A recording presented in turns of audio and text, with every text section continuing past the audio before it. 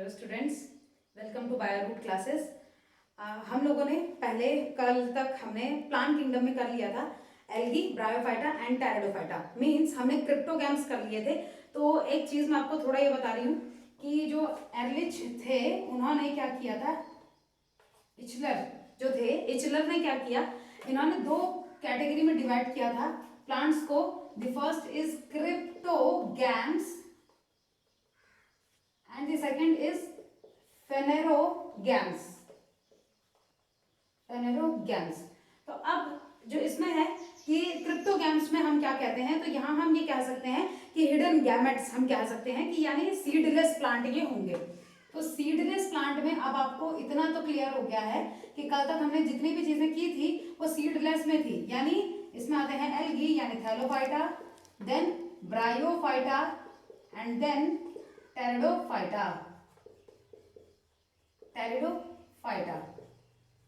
अब उसके बाद बात करते हैं फेनेरोगैम्स। तो फेनेरोगैम्स में क्या आएंगे, यानी यहां आएंगे सीडेड प्लांट्स, ऐसे प्लांट्स जिनके पास सीड हैं।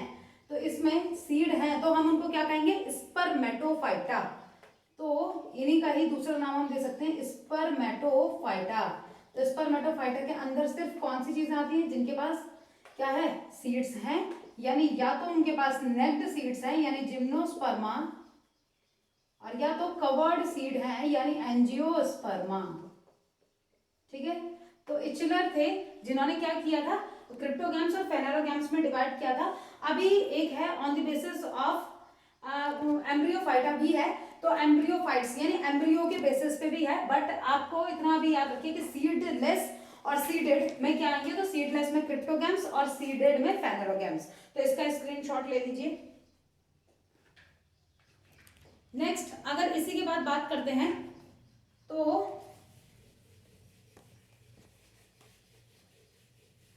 इसी को ही एम्ब्रियो की अगर हम बात करते हैं तो देखिए एम्ब्रियोफाइटा में ब्रायोफाइट्स से आ जाते हैं। जैसे प्लांट्स को ही आप डिवाइड करते हैं दो कैटेगरी में, एक आप थैलोफाइटा यानी एल्गी ले रहे हैं, यानी जो क्या है जहां पे एम्ब्रियो नहीं प्रेजेंट है, और दूसरी जगह आप ले रहे हैं एम्ब्रियोफाइटा। तो एम्ब्रियोफाइटा मींस हैविंग एम्ब्रियो, यानी एम्ब्रियो होगा। तो एम्ब्रियो किसमें होता है, ये चीज याद रखिएगा थोड़ा। एम्ब्रियो ब्रायोफाइट्स में, टेरिडोफाइट्स में, जिम्नोस्पर्म में और एंजियोस्पर्म सब में पाए जाते हैं। तो अब यहां एक ब्रायोफाइट या ब्रायोफाइटा, और एक हम बात करते हैं ट्रैचियोफाइटा। तो व्हाट इज मीन्ड बाय ट्रैचियोफाइटा? तो ट्रैचियोफाइटा का मतलब देखिए, ब्रायोफाइटा में आपको ये चीज पता है कि डिवाइड वेस्कुलर बंडल्स, ठीक है। तो यहाँ वेस्कुलर बंडल्स एब्सेंट होते हैं, जाइलम और फ्लोएम तो होता नहीं है, वेस्कुलर बंडल एब्सेंट। यहाँ हैविंग वेस्कुलर बंडल्स, यहाँ जाइलम और फ्लोएम है। अब वेल डेवलप्ड है नहीं है वो बात अलग है, बट है इसके पास जाइलम और फ्लोएम, ठीक है। तो अब अगर मैं ब्रायोफाइटा की बात करूं तो ब्रायोफाइटा को मैंने आपको तीन कैटेगरी ब्रायोफाइटा की बताई थी, एक लीवर रॉड्स, एक हॉर्न रॉड्स और एक मॉस यानी मुस्की, ठीक है। एंथोसेरेटोप्सिडा, हेपेटिकोप्सिडा और मुस्की। उसके बाद ट्रैकियोफाइट्स की बात करते हैं कि ट्रैकियोफाइट्स में कौन कौन आएंगे, तो इसमें टेरिडोफाइट आएंगे और स्पर्मेटोफाइट आएंगे। तो इसमें देखिए टेरिडोफाइट्स और स्पर्मेटोफाइट्स। तो ट्रैकियोफाइट्स में टेरिडोफाइट्स में क्या क्या आते हैं, मैंने आपको चार कैटेगरी बताई थी। यानी यहाँ टेरिडोफाइट्स में मैंने आपको लाइकोप्सिडा, पिसिलोप्सिडा, स्टेफिनोप्सिडा एंड टेरिडोप्सिडा, ये चार चीजें आपको बताई थी। तो वो 4 की 4 आपकी इसके अंदर आ जाएंगी, 4 क्लासेस। बस मैं 4 क्लासेस लिख रही हूँ, 4 क्लासेस। स्पर्मेटोफाइटा की बात करते हैं, देखिए यहाँ सबके पास किनके, ब्रायोफाइटा हो गया, देन टेरिडोफाइटा हो गया। देखिए इस तरीके से ब्रायोफाइटा, टेरिडोफाइटा। अब स्पर्मेटोफाइटा की बात करते हैं तो स्पर्मेटोफाइटा इंक्लूड जिम्नोस्पर्म। तो जिम्नोस्पर्म में भी क्या आते हैं, साइकेडेल्स, कोनिफेरेल्स और ये जीनिटेल्स। तो ये सारे के सारे इसके अंदर आते हैं, साइकस वगैरह, ठीक है। साइकोस्पाइनस, जिम्नोस्पर्म और एंजियोस्पर्म। तो एंजियोस्पर्म में मोनोकॉट और डाइकॉट आते हैं, तो एंजियोस्पर्म्स। यानी यहाँ आपको ये चीज क्लियर हुई कि एम्ब्रियो किसके पास है, तो एम्ब्रियो किसके, ब्रायोफाइट के पास है, टेरिडोफाइट के पास है, जिम्नोस्पर्म के पास है और एंजियोस्पर्म के पास है। तो हैविंग एम्ब्रियो यानी इन चारों के पास एम्ब्रियो है, यानी सिर्फ एल्गी ही ऐसा है जो क्या है, एम्ब्रियो स्टेज इज एब्सेंट। तो यहाँ आप लिखेंगे एम्ब्रियो स्टेज एब्सेंट, ये चीज आपको क्लियर हो गई यहाँ से, एम्ब्रियो स्टेज एब्सेंट। यानी एम्ब्रियो सिर्फ किसके पास नहीं है, सिर्फ एल्गी के पास एम्ब्रियो नहीं है। बट अगर मैं सीड की बात करती हूँ तो सीड किसके पास नहीं है, सीड एम्ब्रियो के पास नहीं है, ब्रायोफाइट के पास नहीं है, टेरिडोफाइट के पास नहीं है। इसीलिए स्पर्मेटोफाइटा, स्पर्मेटो मींस स्पर्म मतलब यहाँ पे हो गया सीड, तो सीड सिर्फ जिम्नोस्पर्म और एंजियोस्पर्म के पास है। इसका स्क्रीनशॉट ले लीजिए।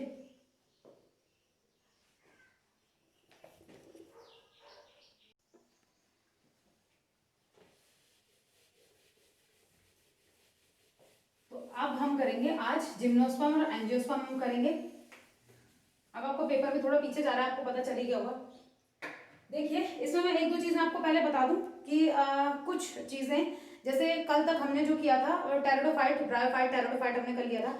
अगर आपके पास क्वेश्चन ऐसा आता है कि a well developed archegonia with a neck consist of 4 to 6 rows and neck canal, तो ये किसका कैरेक्टरिस्टिक फीचर है, तो आर्चिगोनिया की जो नेक सेल्स होती हैं, यहाँ neck canal cells 4 to 6 rows present होती हैं, किसमें, ब्रायोफाइट्स में और टेरिडोफाइट्स में। ठीक है, तो इससे क्वेश्चन मैंने देखा था कहीं पे, किससे क्वेश्चन था, तो याद रखिएगा ब्रायोफाइट्स और टेरिडोफाइट्स में क्या होती है, आर्चिगोनिया में नेक कैनाल सेल्स प्रेजेंट होती हैं। नेक्स्ट एक चीज और कि मैंने आपको बताया था स्लैजिनेला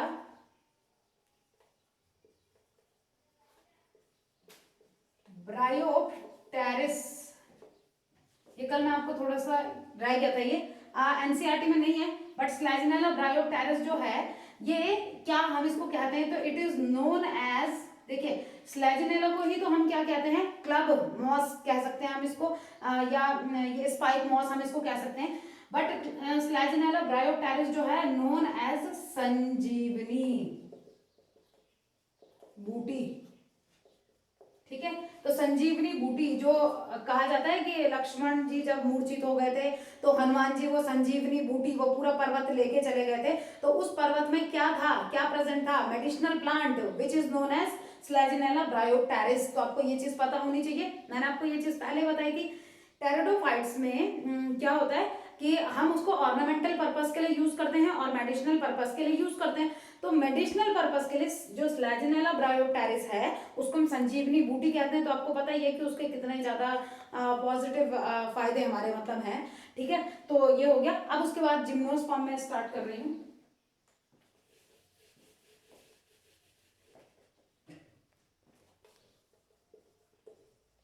जिम्नोस्पर्मा, ये जिम्नोस्पर्म तो consist of 2 words, gymno means naked and sperma means seeds. तो यानी यहाँ हम क्या कहेंगे कि जो जिम्नोस्पर्म है उसमें नेक्ड सीड्स प्रेजेंट होते हैं, और ये नेक्ड सीड्स का मतलब क्या हो गया, यानी seeds are not enclosed with in ovary. और देखिए हम क्या कहते हैं, सीड किससे बन रहा है, तो देखिए सीड ओव्यूल से बनेगा, ओव्यूल है जो आगे जाके क्या करेगा, सीड बनाएगा, ओवरी है जो आगे जाके फर्टिलाइजेशन के बाद फ्रूट बनाएगी। अब हम नेक्ड सीड बोल रहे हैं तो इसका मतलब है कि यहाँ ओवरी या फ्रूट इज एब्सेंट, यहाँ ओवरी और फ्रूट नहीं प्रेजेंट होगा। यानी हम यहाँ कह सकते हैं कि जो सीड्स हैं या ovule is not enclosed with in ovary, ovule is not enclosed with in ovary. ठीक है, तो आप खुद सोचिए जैसे ये ओवरी थी और ये है ओव्यूल, ओव्यूल ने आगे जाके बीज बनाना है आफ्टर फर्टिलाइजेशन, और जो ओवरी है इसने फ्रूट बनाना है। तो मैं बोल रही हूँ कि खुला बीज है, इसके पास खुला बीज है जिम्नोस्पर्म के पास। इट मीन्स कि इसके बीज के बाहर ओवरी नहीं थी तो फ्रूट नहीं डेवलप हुआ, यानी ये प्रेजेंट ही नहीं है। यानी ओवरी प्रेजेंट नहीं है तो फ्रूट डेवलप नहीं हुआ। तो आप कह सकते हैं एक्सपोज्ड, इसको ही आप क्या कह सकते हैं, एक्सपोज्ड ओव्यूल, खुला ओव्यूल है तो एक्सपोज्ड सीड आप कहेंगे। ठीक है, आई थिंक इतना आपको क्लियर हो गया होगा। तो जिम्नोस्पर्म में अब क्या क्या चीजें इसमें कॉमन है, तो कॉमन चीजें इसमें दो चीजें कॉमन है, साइकस और पाइनस, ठीक है। जिंको बाइलोबा, जिनिटेल्स भी इसमें आते हैं, विल्बिट्स या ऐसे अलग अलग चीजें इसमें आती हैं, बट आपके पास एनसीईआरटी जो बताती है साइकस और पाइनस के बारे में बताती है। अब इसी में ही कि यहाँ वेल डिफरेंशिएटेड बॉडी होती है, वो तो टेरिडोफाइट से ही होना शुरू हो जाती है, यानी हम ये कह सकते हैं कि ये जो है जिम्नोस्पर्म जो है इनके पास वेल डिफरेंशिएटेड रूट है, इनके पास वेल डिफरेंशिएटेड स्टेम है, वेल डिफरेंशिएटेड ब्रांचेस हैं, और ये लीव्स हैं, तो लीव्स भी इसमें दो टाइप की हो सकती हैं, ठीक है। डायमॉर्फिज्म ये शो करता है लीव्स में भी, एनसीईआरटी नहीं बताती बट ये डायमॉर्फिज्म शो करता है, मैं अभी आपको बताऊंगी कैसे। दूसरा रूट्स की बात करते हैं तो they have 3 different type of roots, mostly 3 different type के रूट्स इनमें हो सकती हैं, वो क्या है वो भी मैं आपको बताऊंगी अभी। और इसमें जो स्टेम है वो स्टेम भी किसी में ब्रांच्ड होती है, किसी में अनब्रांच्ड होती है, यानी स्टेम के भी अलग अलग टाइप्स इसमें होते हैं, ठीक है। तो इसको आप देखिए,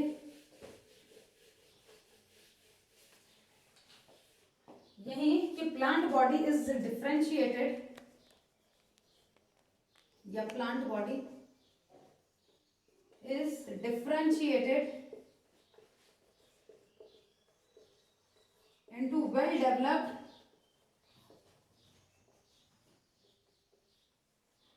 roots, stems, branches या leaves आप बोल सकते हैं, branches and leaves, ठीक है। तो सबसे पहले मैं बात करती हूँ इसमें कि पहले मैं आपको ये बता देती हूँ कि इसमें जो इसका साइज होता है वो क्या होता है। तो साइज की बात करते हैं हम इसमें, प्लांट साइज,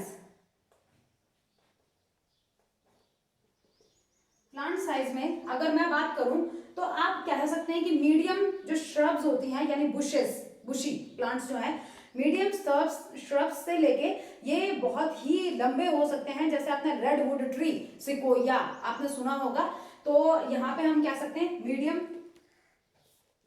साइज श्रब्स से लेके ये कैसे हो सकते हैं, too tall redwood tree which is known as sequoia, ठीक है। तो redwood ट्री के जितने ये हो सकते हैं, टॉलेस्ट ट्री ये है, और इसी ट्री को हम क्या कहते हैं, टॉलेस्ट ट्री ये है, और इसी को दूसरा क्या नाम दिया जाता है, जायंट ट्री, ठीक है। बहुत ही बड़ा है, दानव के जैसा बहुत बड़ा सा है। तो हम ये कह सकते हैं कि मीडियम साइज श्रब से लेके, आपको पता ही है कि जो साइकस है उसको तो घरों में भी लोग ऑर्नामेंटल पर्पस के लिए यूज करते हैं, बड़े बड़े गमलों में उनको लगाते हैं, तो वो इतने ज्यादा बड़े होते नहीं है, तो मतलब आप ये कह सकते हैं कि साइज इसका मीडियम से लेकर टॉलेस्ट तक हो सकता है। तो टॉलेस्ट रेडवुड ट्री किसका एग्जाम्पल हो गया, जिम्नोस्पर्म का एग्जाम्पल हो गया। उसके बाद टाइप्स ऑफ रूट्स की बात करते हैं, तो देखिए यहाँ रूट्स की अगर मैं बात करूं तो सबसे पहले तो tap root system, tap root इनमें प्रेजेंट होंगी। टैप रूट में आप क्या कह रहे हैं, ये हो गए प्राइमरी रूट, और इससे ये बाकी सेकेंडरी और टर्शियरी, ये मतलब लेटरल रूट्स इस तरीके से निकली हुई हैं।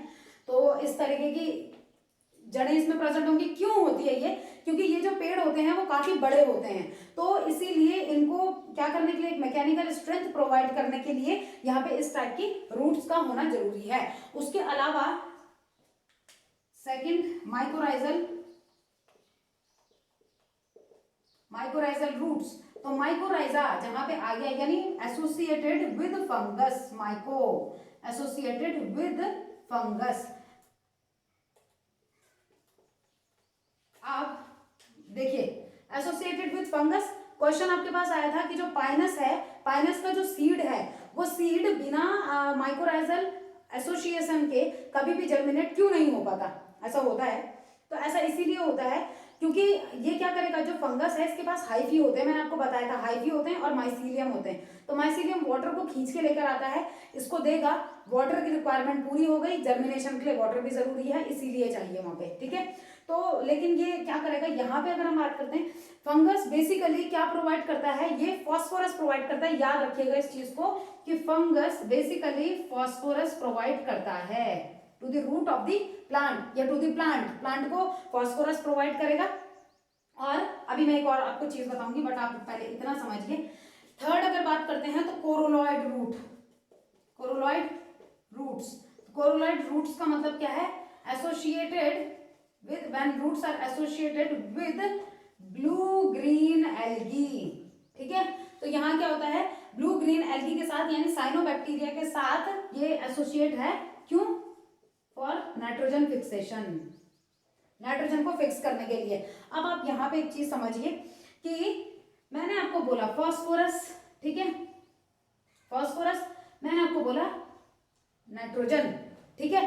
तो क्यों ये सिर्फ यही टाइप के रूट्स शो कर रहे हैं या इसी टाइप का एसोसिएशन शो कर रहे हैं? क्योंकि अगर मैं फर्टिलाइजर की बात करूं, ये एक्स्ट्रा चीज मैं आपको बता रही हूँ, फर्टिलाइजर की बात करते हैं तो फर्टिलाइजर में हम जो बेसिकली यूज करते हैं वो कौन कौन से फर्टिलाइजर यूज करते हैं? या तो एन फर्टिलाइजर नाइट्रोजन, या फॉस्फोरस फर्टिलाइजर, या पोटेशियम फर्टिलाइजर, और फोर्थ होता है कॉम्प्लेक्स फर्टिलाइजर। तो कॉम्प्लेक्स वाले में N plus P plus K यानी तीनों चीजें मिली हुई आती हैं, nitrogen plus phosphorus plus potassium. यानी यहां से हमें ये पता चला कि अगर कोई भी जो क्रॉप है तो किसी भी क्रॉप के लिए सबसे ज्यादा किस चीज की रिक्वायरमेंट होती है? जो हम फर्टिलाइजर उसको दे रहे हैं, फर्टिलाइजर से उसको नाइट्रोजन, फॉस्फोरस और पोटेशियम, ये तीन चीजें मिलनी है। ठीक है, तो इसीलिए इसने क्या किया कि नाइट्रोजन को फिक्स करने के लिए ये ब्लू ग्रीन एल्गी यानी साइनोबैक्टीरिया के साथ ये एसोसिएट हो गया, और फास्फोरस के लिए इसने क्या किया? फंगस को अपने साथ एसोसिएट कर लिया। अब ये चीज हमें पता है कि इन दोनों का भी फायदा होगा, फंगस और ब्लू ग्रीन एल्गी। प्लांट जो खाना बनाएगा वो खाना इनको देगा। ठीक है, तो दोनों का म्यूचुअल बेनिफिशियल, म्यूचुअली बेनिफिटेड है ये एक दूसरे के लिए। तो ये क्या दिखा रहे हैं? सिम्बायोटिक एसोसिएशन, म्यूचुअल बेनिफिट इनका हो रहा है। तो आप इसको पहले नोट कर लीजिए, स्क्रीनशॉट ले लीजिए।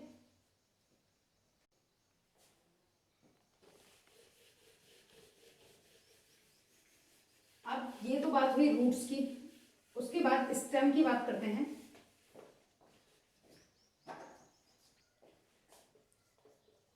स्टेम, स्टेम दो टाइप की होंगी, यहाँ पे ब्रांच्ड भी हो सकती है और अनब्रांच्ड भी हो सकती है। तो आपने देखा होगा पहाड़ों में भी कभी आप गए होंगे तो आपने ये देखा होगा कि ब्रांच्ड जो स्टेम होती है वो किसमें होती है? पाइनस। ये याद रखिएगा, क्वेश्चन यहां से बना है बहुत बार इन दोनों से। और ये किससे हो गई? ये हो गई साइकस। ठीक है, तो अनब्रांच्ड किसमें प्रेजेंट होती है? तो ये साइकस में प्रेजेंट होती है। और अगर हम इसकी बात करते हैं तो ये क्या हो गई? साइकस में। अनब्रांच्ड साइकस में हो गई और ब्रांच्ड हो गई पाइनस में। तो यहां से आपके दोनों से क्वेश्चन पहले के बने हुए हैं। ठीक है, ये हो गया। अब उसके बाद बात करते हैं लीव्स की। तो लीव्स में कुछ चीजें मैं आपको एक्स्ट्रा बताऊंगी जो एनसीईआरटी में नहीं है बट क्वेश्चन बना हुआ है। लीव्स, लीव्स में सबसे पहले तो ये डायमॉर्फिज्म दिखाते हैं, डायमॉर्फिक। तो डायमॉर्फिक का मतलब क्या है? कि दो टाइप की लीव्स इनमें प्रेजेंट होंगी, two types of leaves, two types of leaves. अब वो दो टाइप क्या है? The first is foliage and the second is scaly, या स्केल आप कह सकते हैं। तो अगर हम बात करते हैं फोलिएज की, अगर मैं बात करती हूं तो ये किसमें है? ये होता है साइकस में, मतलब पिन्नेटली कंपाउंड आप कह सकते हैं, साइकस। और जो स्केल लीव्स होती हैं ये किसमें होती है? थूजा, आपने सुना भी होगा थूजा, और इफिड्रा। इफिड्रा, इफिड्रा से मैं अभी आपको बताती हूँ, एनसीईआरटी में ये बिल्कुल नहीं दे रखा है कुछ भी। इफिड्रा से एक ड्रग बनाई जाती है इफिड्रीन, और ये इफिड्रीन कफ सिरप में ऐड की जाती है। तो ब्रोंकाइटिस, अस्थमा, इन चीजों को ठीक करने के लिए भी यूज की जाती है। और जो कफ है तो खांसी में भी, खांसी को ठीक करने के लिए इसको यूज किया जाता है। अब इसमें लीव्स की ही बात करते हैं। अब आते हैं हम एनसीईआरटी में। देखिए एनसीईआरटी ये कहती है कि इसकी जो लीव्स होती हैं वो कैसी होती है? Needle shape, needle shape leave. ठीक है, निडल शेप की होगी ही, तो इस वजह से ये क्या करेगी? ये टॉलरेट कर सकती है हाई टेम्परेचर, विंड, ह्यूमिडिटी। ठीक है, आपने देखा होगा पाइनस की लीव्स का भी देखना इस तरीके से होती हैं, साइकस की लीव्स भी ऐसे ही होती हैं। तो आप देखना, तो ये क्या होती है, निडल शेप की होती है, टॉलरेट कर सकती हैं हाई टेम्परेचर, ह्यूमिडिटी, इन सबको। निडल शेप की हैं तो हम क्या बोल सकते हैं, एग्जाम्पल कोनिफर्स। आप कोनिफर ट्रीज की बात यहाँ पे बना रही हूँ इस तरीके से। तो इनमें जो पत्तियां होती हैं आप देखना कभी इस तरीके से कैसी होती है, निडल शेप लीव्स इनमें पाई जाती है। फिर इसके अलावा कि जो लीव्स हैं इनमें स्टोमेटा कैसे होते हैं, तो डीप संकन स्टोमेटा होते हैं और थिक क्यूटिकल होता है। तो वाटर के लॉस को बचने के लिए, to reduce water loss, water loss से बचने के लिए दो चीजें इसके पास होती हैं। फर्स्ट इज थिक क्यूटिकल की लेयर प्रेजेंट होती है, एंड द सेकंड इज ये यहां पे deep sunken stomatas are present. ठीक है, तो इतना आपको याद रखना है, ये एनसीईआरटी का, ये तो आपको बिल्कुल याद रखना ही है। ये मैंने इसलिए बताया क्योंकि इनसे क्वेश्चन बन रखे हैं आपके, जरूरी नहीं है नीट में ही बने हैं क्वेश्चन, जो एक्स्ट्रा भी है मैं वो भी आपको बता रही हूँ। और एक इसमें ट्रांसफ्यूजन टिश्यू प्रेजेंट होता है जिससे क्वेश्चन बना हुआ है। तो देखिए डायमॉर्फिक है, दो टाइप की लीव्स होंगी, फॉलियस और स्केल। फॉलियस साइकस में होगा और स्केल थ्यूजा और इफिड्रा में होगा। एनसीईआरटी का आपका ये है, तो ये इंपॉर्टेंट है, ये आपको याद रखना ही है कि इसमें निडल शेप लीफ होती है कोनिफर्स में। दूसरा टॉलरेट कर सकते हैं हाई टेम्परेचर को, हाई विंड को और ह्यूमिडिटी को, और वाटर के लॉस से बचने के लिए थिक क्यूटिकल और डीप संकन स्टोमेटा इसमें प्रेजेंट होते हैं। अब ये बात हुई कि वाटर के लॉस से बचने के लिए क्यों मैं कह रही हूं, क्योंकि पहाड़ों में भी ये कहां प्रेजेंट होते हैं, इस तरीके से। ठीक है, तो पहाड़ों में ये ऐसे प्रेजेंट होंगे, यहाँ पेड़ लगे होंगे इस तरीके से, तो पानी क्या होता है पूरा नीचे चला जाता है, तो सॉइल इरोजन बोल सकते हैं, कि पानी नीचे ही जाएगा, तो पानी बहुत ज्यादा नहीं रह पाता वहां पे। इस वजह से पानी थोड़ा बहुत जितना भी है उसको रिटेन करने के लिए इनको क्या करना पड़ता है, इस तरीके से एडेप्टेशन इन देयर लीव्स, तो लीव्स को ये एडेप्टेशन शो करने पड़ते हैं। अब इसके अलावा एक और है इसी में ट्रांसफ्यूजन टिश्यूज। तो transfusion tissues are present in the leaves of gymnosperm, और ये क्या काम करते हैं, तो ट्रांसपोर्ट करते हैं। देखिए मैं यहां लिख रही हूँ, क्वेश्चन बना है ट्रांसफ्यूजन टिश्यूज से, यही मैं लिख रही हूं, transfusion tissues present in the leaves of gymnosperm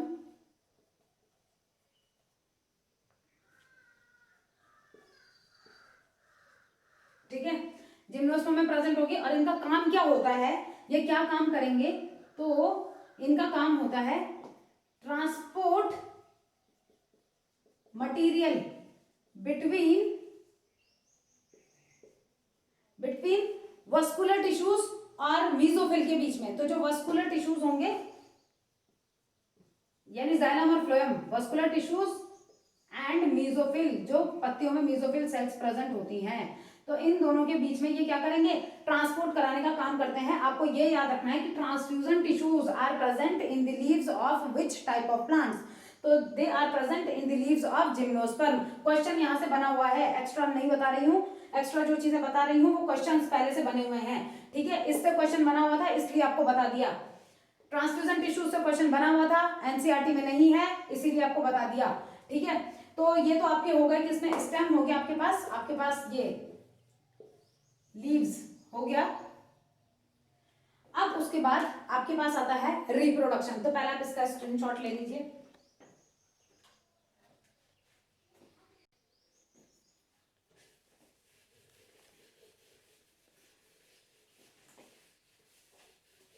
now reproduction, तो रिप्रोडक्शन में सेम आप कह सकते हैं जैसे हम टेरिडोफाइट की हमने बात की थी, तो टेरिडोफाइट के जैसा ही यहाँ पे भी रिप्रोडक्शन होता है।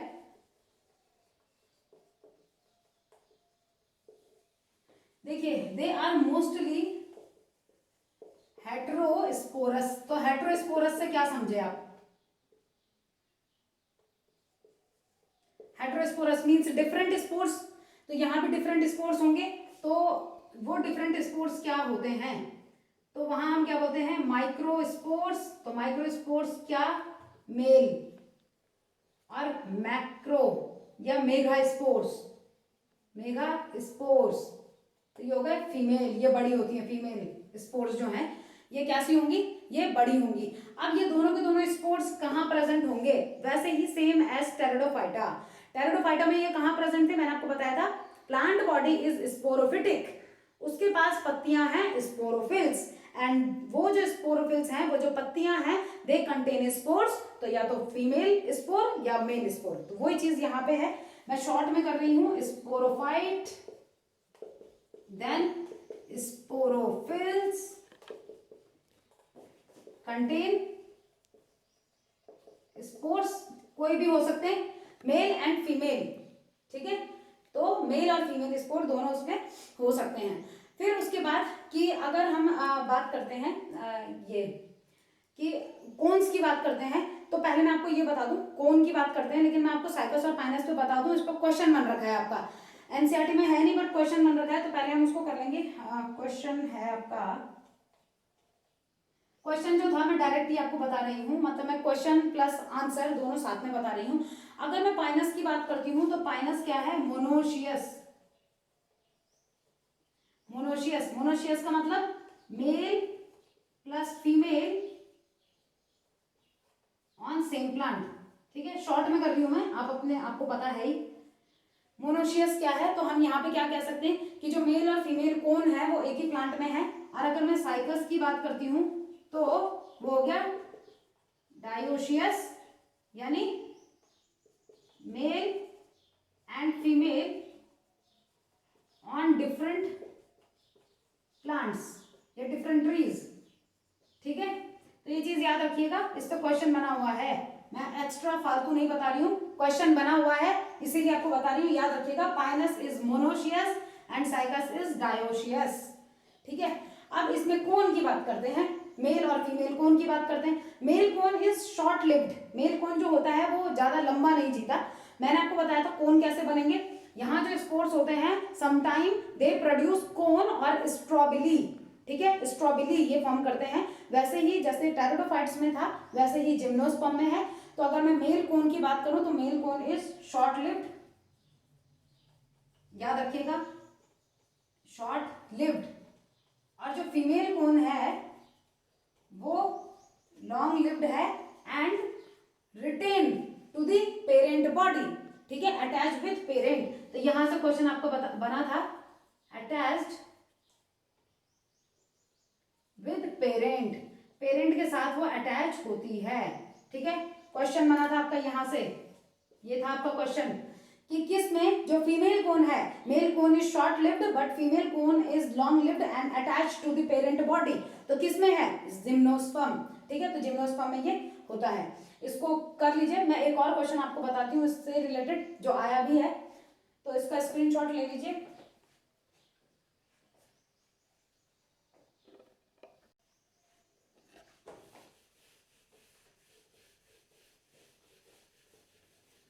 इसमें देखिए मैं यहीं पे थोड़ा बता रही हूँ आपको, मेगा स्पोर की बात करते हैं। तो मेगा स्पोर डेवलप इनटू, यही डेवलप होगा किसमें, डेवलप इनटू फीमेल गैमेटोफाइट, ये फीमेल गैमेटोफाइट बनाएगा।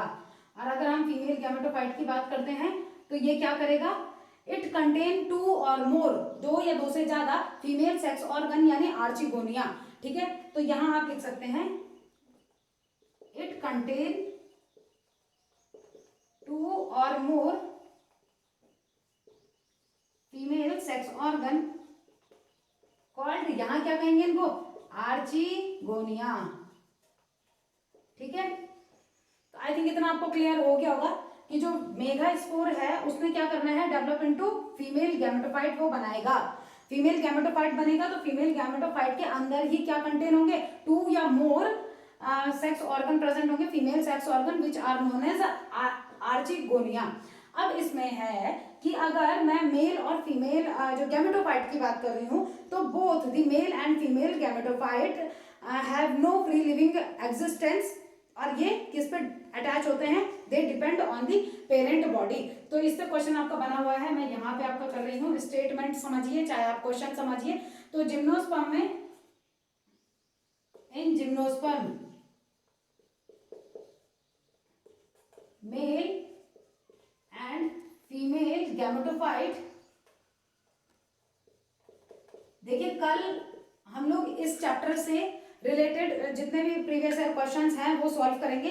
तो आज आपने क्या करना है, चैप्टर कंप्लीट, आज मैं थोड़ा सा जो अल्टरनेशन ऑफ जनरेशन है वो हम कल करेंगे। अभी हम जिम्नोस्पर्म एंजियोस्पर्म करेंगे, वो तो सिर्फ आपका 5 और 10 मिनट्स का है, तो उसमें कंप्लीट हो जाएगा, फिर हम क्वेश्चन सॉल्व करेंगे। आपने कल क्या करना है, ये चैप्टर जितना हुआ है इसको आपने ढंग से प्रिपेयर करके रखना है कल के लिए। और जब हम क्वेश्चन डिस्कस करेंगे आपने खुद का एनालिसिस करना है, आपने खुद का असेसमेंट करना है कि आप कितने क्वेश्चन सॉल्व कर पा रहे हैं। ठीक है, तो आप देखिए कि यहाँ पे जो मेल और फीमेल गैमेटोफाइट होता है, इनके पास do not have free living existence, do not have free living existence, that is, इसका मतलब क्या है, फ्री लिविंग एग्जिस्टेंस नहीं है इनकी, यानी they retain on parent sporophyte, sporophyte में ये रिटेन रहेंगे। क्वेश्चन बना हुआ है आपके पास, याद रखिए मैंने स्पोरोफाइट कहा, क्यों, क्योंकि गैमेटोफिटिक जनरेशन तो कहाँ है, सिर्फ ब्रायोफाइट्स, उसके बाद तो टेरिडोफाइट, जिम्नोस्पर्म एंड एंजियोस्पर्म, तीनों में जो पेरेंट बॉडी होती है वो स्पोरोफिटिक होती है, ये चीज याद रखिएगा। तो यहाँ से आपका क्वेश्चन बना हुआ है, आई थिंक ये क्लियर हो रहा होगा। अगर कुछ क्लियर ना हो तो आप कमेंट बॉक्स में लिख दीजिए, मैं आपको नेक्स्ट वीडियो जो भी प्रोवाइड करूंगी उसमें मैं आपका जो डाउट है उसको क्लियर करूंगी, दोबारा मैं उस टॉपिक को आपका रिवाइज करा दूंगी।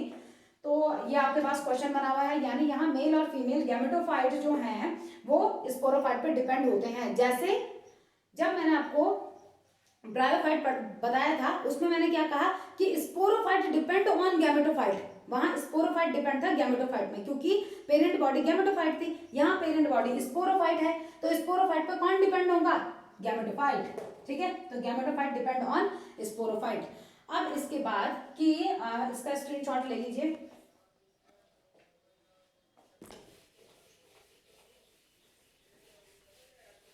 अब इसी में कुछ क्वेश्चन आपके पास आए हुए हैं। जैसे अगर मैं पाइनस की बात करती हूं तो पाइनस में कभी भी जो उसके विंग्स होते हैं, इन पाइनस विंग्स ऑफ सीड्स, जो सीड्स के विंग्स होते हैं ये किससे डेवलप होते हैं। तो देखिए पहले मैं आपको ये बता दूं, पाइनस में आपने देखा होगा बच्चे कुछ सीड उड़ते रहते हैं जिनमें फर होते हैं, तो उसको बचपन में बच्चे बुड्ढा बाबा भी कहते हैं, तो ऐसे ही कुछ भी लोग अलग अलग कहते हैं, मतलब फर जैसा होता है वो उड़ता रहता है, व्हाइट कलर के, येलो कलर के, लाइट कलर के होते हैं। तो ऐसे ही पाइनस में जो सीड है वो भी विंग्ड है और जो पॉलन है वो भी विंग्ड होता है। तो ये किससे डेवलप होता है, डेवलप फ्रॉम, तो ये इसमें क्या होता है, ओविलिफेरस स्केल्स प्रेजेंट होते हैं, तो उनसे ये डेवलप होता है, ओविलिफेरस स्केल्स यहां प्रेजेंट होते हैं। तो याद रखिएगा ओविलिफेरस स्केल्स किस में डेवलप हो जाते हैं, पाइनस में, तो develop into winged seeds, winged seeds इनमें होते हैं। दूसरा दे हैव, यानी पाइनस हैव विंग्ड पॉलन, ठीक है, विंग्ड पॉलन, यानी पॉलन ग्रेन्स जो होते हैं वो भी यहाँ पे कैसे प्रेजेंट होंगे, विंग्ड पॉलन्स। तो winged seeds and winged pollens, the presence of winged seeds and winged pollens is the characteristic feature of Pinus. अब मैंने आपको कल कुछ बताया था कि कुछ चीजें ये एनसीईआरटी में नहीं है, क्वेश्चन बने हुए हैं इसलिए मैं आपको बता रही हूँ। नेक्स्ट आपके पास था कि जो रेजिन्स हैं या टर्पेंटीन्स किसमें प्रेजेंट होते हैं, प्रेजेंट इन पाइनस। अब यहाँ आप साइकस नहीं, क्योंकि रेजिन्स और टर्पेंटीन्स जो होते हैं आप क्या करते हैं, इसको टर्पिनॉइड्स आप बोलते हैं, तो ये और रेजिन्स जो होते हैं ये किसके पेड़ से निकलते हैं, पाइनस के पेड़ से निकलते हैं। नेक्स्ट, ये सारे क्वेश्चन बने हुए हैं आपके प्रीवियस ईयर में, क्वेश्चंस बने हुए हैं। नेक्स्ट, जो टर्पीन्स होते हैं आर प्रेजेंट इन, तो क्वेश्चन जो आपका था उसमें आंसर आपका था जिम्नोस्पर्मिक वुड, जिम्नोस्पर्मिक वुड, जिम्नोस्पर्म की वुड से हमको टर्पीन्स मिलते हैं। ठीक है, बाकी आप हार्ड वुड हो गया या जो भी टाइप्स ऑफ वुड हम बाद में करेंगे, बट अभी इस चैप्टर से रिलेटेड जितने भी क्वेश्चंस हैं मैं वो आपको करवा रही हूँ। एक हम बात करते हैं, ये तो खैर ये एनसीईआरटी में नहीं था। अब एक चीज एनसीईआरटी में जो पॉलिनेशन है, मैं पॉलिनेशन आपको बता दूं थोड़ा। पॉलिनेशन बाय विंड, यहाँ विंड के थ्रू पॉलिनेशन होता है, तो pollination by wind is known as, क्या कहते हैं, पॉलिनेशन जो विंड के थ्रू होता है, एनिमोफिली। ठीक है, तो अब यहाँ एनिमोफिली पॉलिनेशन तो होगा, लेकिन यहाँ जो हम टर्म एक यूज करते हैं सीड्स के लिए, तो सीड वाले प्लांट जो होते हैं उनमें पॉलिनेशन के लिए हम सिफिनोगैमी वर्ड यूज करते हैं। तो मैं यहाँ पे बता दूं आपको, सिफिनोगैमी इन सीडेड प्लांट्स। अब ये क्या है, सीडेड प्लांट्स में सिफिनोगैमी क्या है, पॉलन से पॉलन ट्यूब का बनना और पॉलन ट्यूब के थ्रू ओव्यूल तक पहुंचना इज नोन एज सिफिनोगैमी। तो ये चीज याद रखिएगा आप। अब देखिए सिंपल सा है कि जो स्पोरोफाइट था वो मेल और फीमेल कोन उसने बनाया था। यहाँ पॉलिनेशन कैसे हुआ, स्पोरोफाइट था उसने मेल कोन और फीमेल कोन बनाया था। अब यहाँ क्या हुआ, फर्टिलाइजेशन, तो फर्टिलाइजेशन के बाद क्या बनेगा यहाँ, zygote which is also 2n। Sporophyte को क्या कहते हैं, n, zygote is known as 2n। Then embryo बनेगा, यानी फिर 2n, और एम्ब्रियो के बाद सिर्फ जिम्नोस्पर्म की बात कर रही हूं, ओवरी से फ्रूट नहीं बनेगा क्योंकि ओवरी इज एब्सेंट। तो सिर्फ क्या होगा, जो ओव्यूल है डेवलप इनटू सीड। ठीक है, अब अगर मैं यहाँ लाइफ साइकिल की बात करती हूं तो ये पूरा डिप्लॉयड है। ठीक है, डिप्लॉन्टिक लाइफ साइकिल चल रही है पूरी। देखिए diploid diploid diploid diploid, seed है, सीड में फिर दोबारा क्या बनाना है, स्पोरोफिटिक प्लांट बनाना है, यानी पूरी की पूरी कौन सी लाइफ साइकिल है, डिप्लॉन्टिक लाइफ साइकिल इसमें प्रेजेंट है। ठीक है, अब इसमें कुछ क्वेश्चन मैं आपको कराती हूं, जैसे थोड़ा न्यूमेरिकल बेस्ड आप समझ लीजिए, ये थोड़ा कैलकुलेशन बेस्ड क्वेश्चन इसमें आप समझिए। देखिए अगर मैं पहले इसका स्क्रीनशॉट ले लीजिए।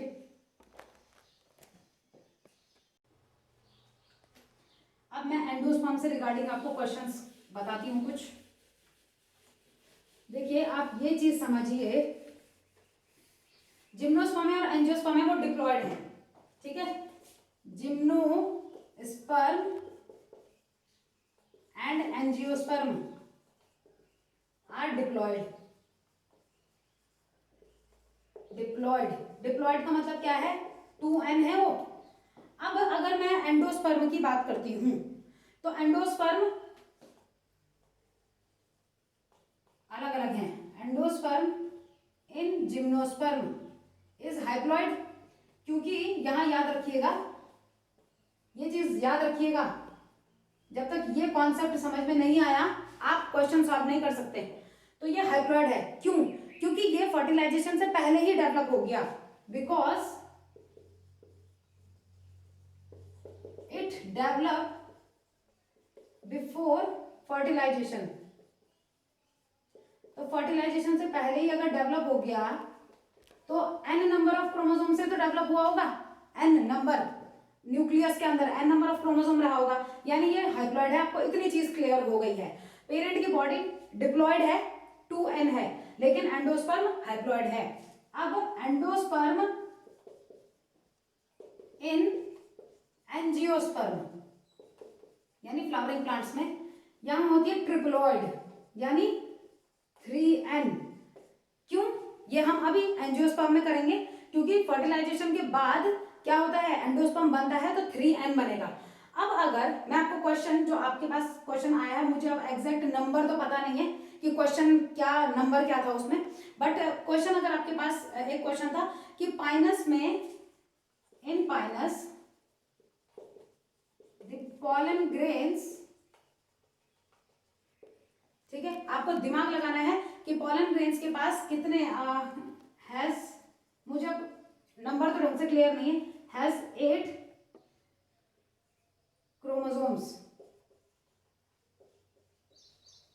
ठीक है, कि इसके पास क्या था, 8 क्रोमोसोम्स है। देन इसका एंडोस्पर्म आप बताइए, देन इट्स एंडोस्पर्म इज, इसका एंडोस्पर्म कितना होगा, तो ये आप बताइए मुझे। पाइनस में जो पॉलन ग्रेन्स हैं, पॉलन ग्रेन्स हैं एंडोस्पर्म बताना है। तो आप इसको सोचिए। अभी मैं आपको बताती हूँ कि इसका क्या होना चाहिए आंसर। दूसरा क्वेश्चन जो था कि जिम्नोस्पर्म की जो लीव्स हैं, जिम्नोस्पर्म लीव्स, जिम्नोस्पर्म की लीव्स की यहाँ पे बात हो रही है। तो ये कैरी करेगी कितना भी आप क्रोमोसोम कर सकते हैं, कैरी 16 क्रोमोसोम कर लेते हैं, 16 क्रोमोसोम्स, ठीक है। जिम्नोस्पर्म के लीव्स में 16 क्रोमोसोम्स हैं। तो जो नंबर ऑफ क्रोमोसोम उसके देन व्हाट विल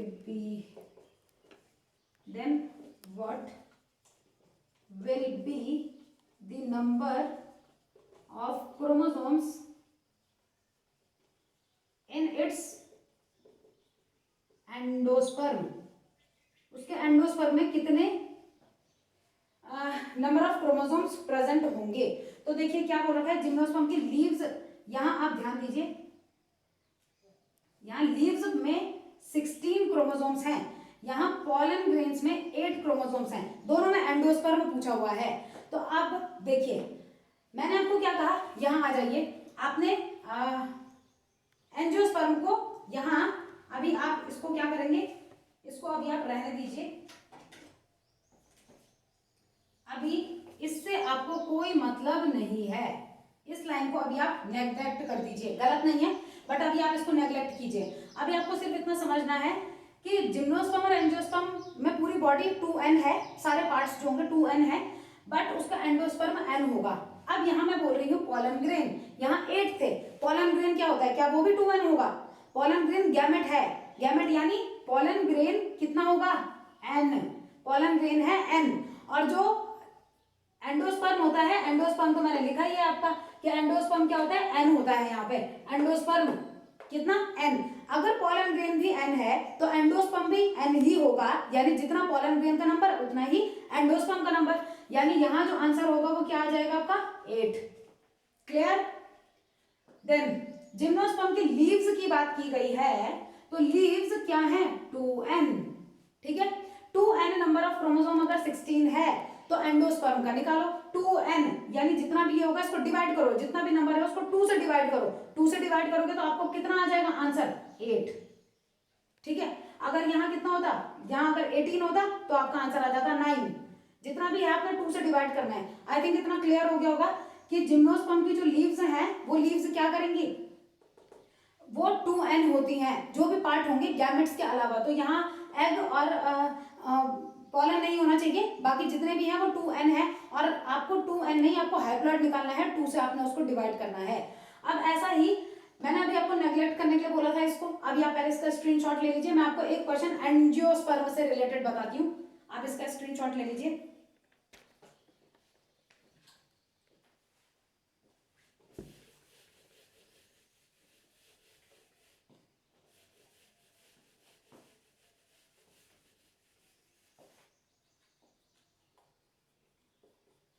ठीक है, इस लाइन को हम रहने देते हैं क्योंकि अभी इसी से आपके लिए मदद होने वाली है।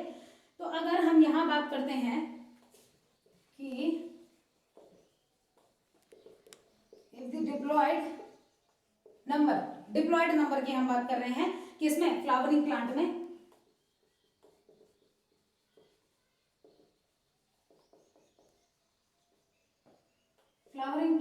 इज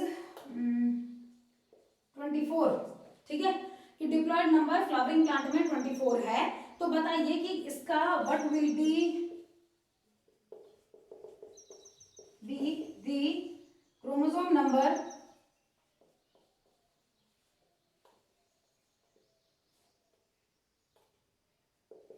प्रेजेंट इन इट्स, या chromosome number in its endosperm. तो ये क्लियर है, सिंपल है। हम बोल रहे हैं कि डिप्लॉयड नंबर तो दिया हुआ है, ठीक है, पार्ट्स नहीं दे रहे, तो क्या हुआ, डिप्लॉयड नंबर यानी 2n तो दिया हुआ है, 2n है 24। तो पहले आप क्या कीजिए, आप n निकालिए, आप n निकाल लीजिए पहले। तो n क्या होगा, तो आपने क्या करना है, n 24/2 किया आपने, कितना 12 आ रहा है। n अगर 12 है, देखिए n इज इक्वल टू 12, 2 12 2 जा 24 and 3n is equal to 36। ठीक है, यानी मैं क्यों, अब मैंने 3n क्यों किया, क्योंकि जो एंडोस्पर्म किसमें, एंजियोस्पर्म में होता है वो ट्रिप्लॉइड होता है 3n, तो इसके लिए आपको पहले n निकालना है, n निकाल के उसका डबल हो जाएगा क्या 2n, और उसके बाद 3n आप निकाल सकते हैं, तो इसका आंसर हो जाएगा 36। आई थिंक इतना आपको क्लियर हो गया होगा। ये तो था आपका जिम्नोस्पर्म से रिगार्डिंग, कि अब मैं इसमें कुछ चीजें और आपको बता देती हूँ, एक दो चीजें। देखो जिम्नोस्पर्म से हम इफेड्रीन ड्रग निकालते हैं, इफेड्रीन ड्रग जो ट्रीट कफ, अस्थमा और ब्रोंकाइटिस को ट्रीट करती है। ठीक है, एक आता है इसमें taxol, taxol anti cancerous drug है, एंटी कैंसरस ड्रग निकाली जाती है जिम्नोस्पर्म से। और एक अगर मैं बात करती हूँ, ऐसे तो बहुत सारी चीजें निकाली जाती हैं, बट अगर मैं इसकी बात करती हूँ कि जो रेजिन्स हैं या गम्स जो होते हैं, इन गम्स को हम ट्यूमर को ठीक करने के लिए यूज करते हैं। बाकी रेजिन्स और गम्स जो इन पेड़ों से निकलते हैं वो इन पेड़ों को भी प्रोटेक्ट करते हैं फ्रॉम माइक्रोबियल इन्फेक्शन, या जैसे कहीं पे कट लग गया है तो उस चोट को भरने का भी ये काम करते हैं। तो जिम्नोस्पर्म का इतना हो गया, इसका स्क्रीनशॉट लीजिए जल्दी। अभी हम एंजियोस्पर्म स्टार्ट कर रहे हैं।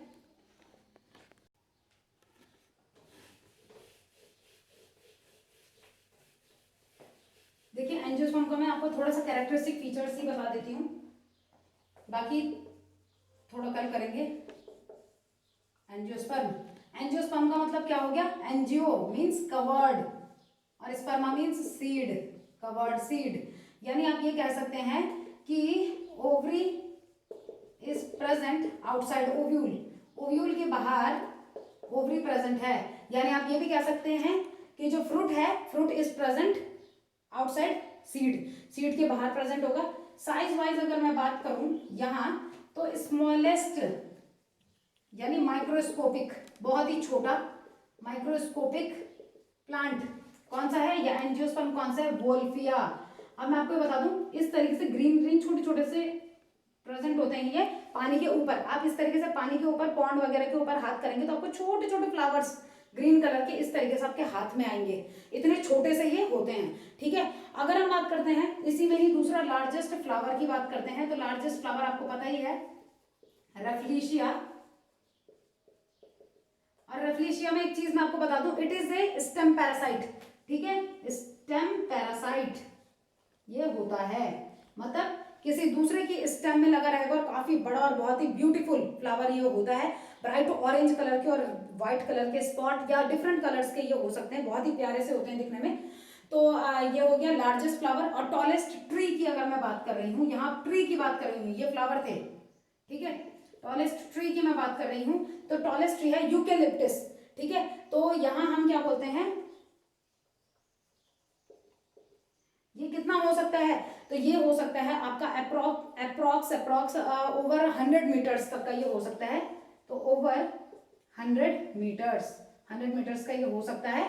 ठीक है, और अगर मैं इसमें ही कि बेसिस ऑफ कोटिलेडन्स के बेसिस में बात करती हूँ, तो मोनोकॉट और डाइकॉट होते हैं। देखिए थियोफ्रेस्टस का एक गलत बात ये थी कि इन्होंने जिम्नोस्पर्म को मोनोकॉट और डाइकॉट के बीच में रख दिया था। ठीक है, इन्होंने कहा पहले डाइकॉट होंगे, फिर जिम्नोस्पर्म होंगे, फिर मोनोकॉट होंगे, वो चीज इनकी गलत थी। बट यहाँ कोटिलेडन के बेसिस पे दो टाइप के होते हैं, मोनोकॉट्स एंड डाइकॉट्स। तो उसको फिर हम कल करेंगे कि मोनोकॉट और डाइकॉट में क्या डिफरेंस होता है, वो कल करेंगे। और थोड़ा सा फ्लावर का कैरेक्टरिस्टिक फीचर और अल्टरनेशन ऑफ जनरेशन। तो हार्डली ये आपका 15 to 20 मिनट का होगा, उसके बाद हम क्वेश्चंस ही सॉल्व करेंगे। तो कल आपने क्या करना है, इतना जितना भी हुआ है आपने ये सारा प्रिपेयर करके रेडी रहना है क्वेश्चंस को सॉल्व करने के लिए। तो आज के लिए class over. Thank you so much.